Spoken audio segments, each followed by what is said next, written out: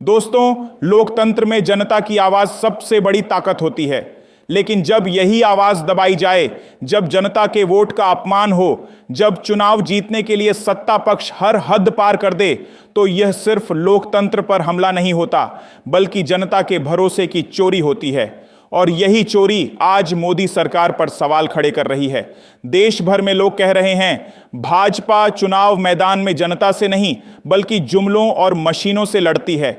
लोगों के vote bank को तोड़ने के लिए जाति धर्म की राजनीति की जाती है, और जब जनता सवाल पूछती है तो जवाब नहीं मिलता। यही कारण है कि लोग अब खुलकर कह रहे हैं, यह सरकार जनता की नहीं, वोट चोरी से बनी सरकार है।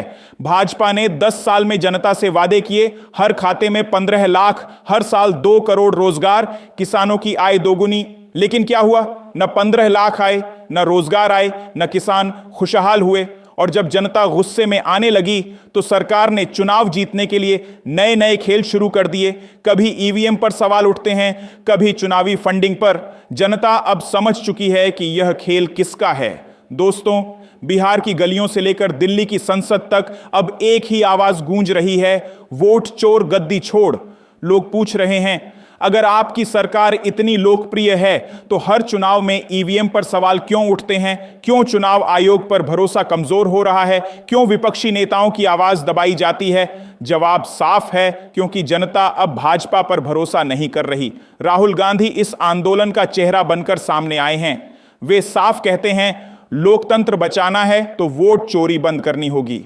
किसान, मजदूर, नौजवान, गरीब सब राहुल गांधी के पीछे खड़े हैं, क्योंकि वे जानते हैं कि यह लड़ाई सिर्फ सत्ता बदलने की नहीं, बल्कि लोकतंत्र बचाने की है। नीतीश कुमार का भाजपा से अलग होना और नायडू बाबू का मोह भंग होना भी इस बात का सबूत है कि सहयोगी दल भी समझ गए हैं, अब भाजपा पर भरोसा करना मतलब जनता से धोखा करना है। यही वजह है कि पूरा विपक्ष एकजुट हो रहा है। भाजपा चाहे जितने हथकंडे अपना ले, लेकिन इस बार जनता ने ठान लिया है, अब की बार वोट चोरी नहीं होगी। अब की बार जनता अपने वोट की रक्षा खुद करेगी, और जब जनता जाग जाती है तो किसी भी सत्ता की गद्दी टिक नहीं पाती।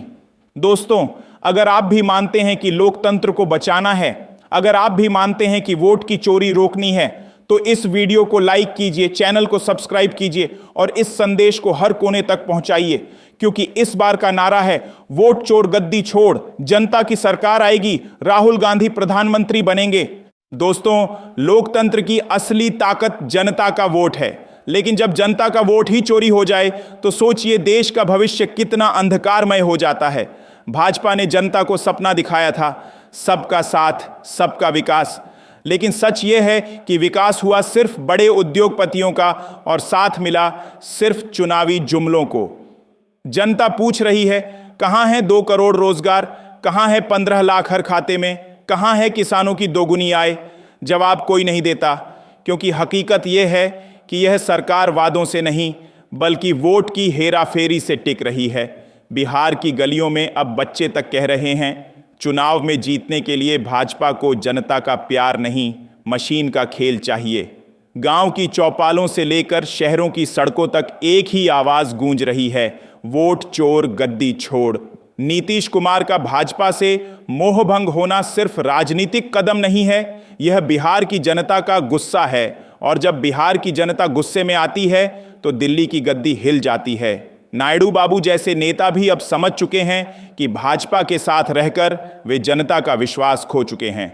यही वजह है कि भाजपा का जहाज डूब रहा है और राहुल गांधी का नाम हर दिल की आवाज बन रहा है। राहुल गांधी कहते हैं, लोकतंत्र में जीत जनता की मेहनत से होनी चाहिए, न कि मशीनों की सेटिंग से। यही सोच आज करोड़ों लोगों के दिल को छू रही है। दोस्तों, आने वाला चुनाव सिर्फ सत्ता बदलने का चुनाव नहीं है, यह लोकतंत्र बचाने की जंग है।